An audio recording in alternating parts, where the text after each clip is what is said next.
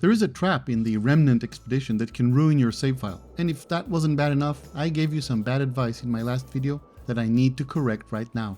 GoodGuysFree here, and first a huge thank you to hundreds of you awesome viewers who commented on my last video. So many wonderfully helpful tips, bug reports, corrections, solutions.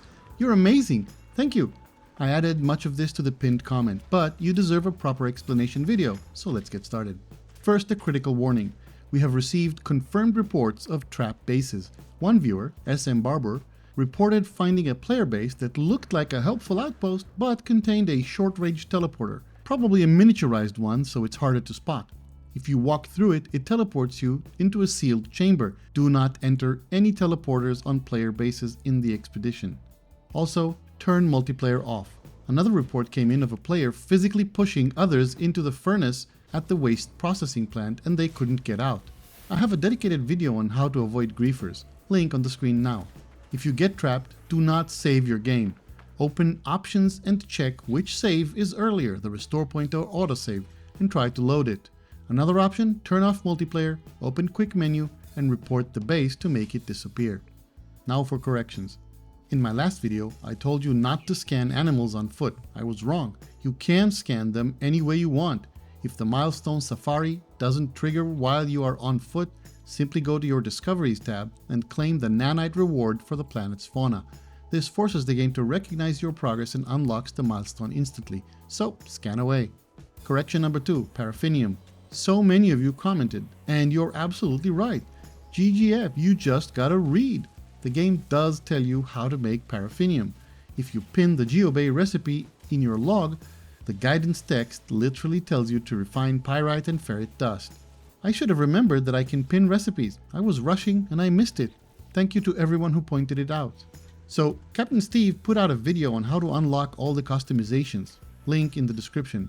And I thought maybe the super elastic wheels would help with the bouncy cargo physics. Editor GGF here. I didn't know it at the time, but these are probably locked during the expedition. Thanks to the viewer who wrote a comment about this, confirming my suspicion. That said, when I asked myself if I wanted to check this, I surprised myself. I was actually excited to try again. I started a second run of the expedition for this. I don't know if I will finish it, but I was excited to try. I guess I didn't hate it that much after all. A quick note on the chart waypoints milestone. If it isn't counting for you, this is likely a multiplayer sync issue. Disable multiplayer and find a building type you haven't visited yet, like a drop pod or a depot. Also, if you can't claim rewards because inventory is full, clear some space. Some rewards drop 16 plus items at once. Before we talk about the future, here are 4 quick warnings that will save you time and grief. 1. Don't auto-recycle. When you reach the waste processing plant, do not use the auto-recycle button if you are carrying specialist waste for a milestone.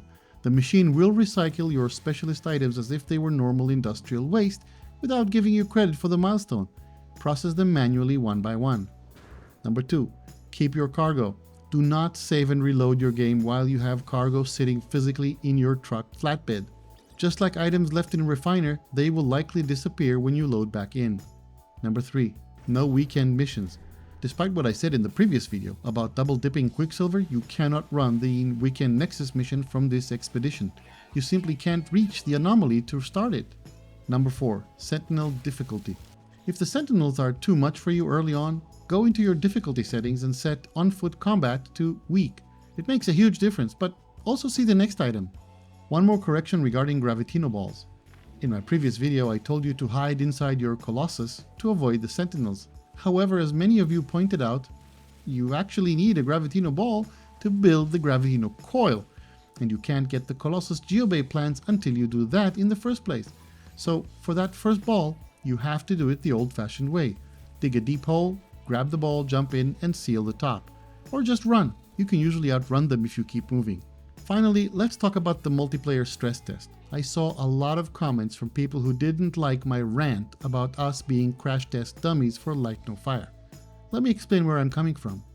If you've been around No Man's Sky for at least a year, you know that the multiplayer is hanging by a thread. It was added after the game launched, and because of that, it isn't scalable. It breaks constantly. It doesn't work in large numbers, lagging, crashes, and whatnot.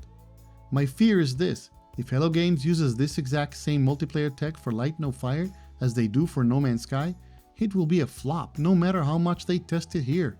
Light No Fire needs to be designed for massive multiplayer from the ground up. I honestly think they are testing something here with the single player density, but if they don't fix how bad NMS multiplayer is right now, what's the point? My complaint was that it looks like they are testing the multiplayer for Light No Fire, and I really fear what this means for Light No Fire. We deserve better than this.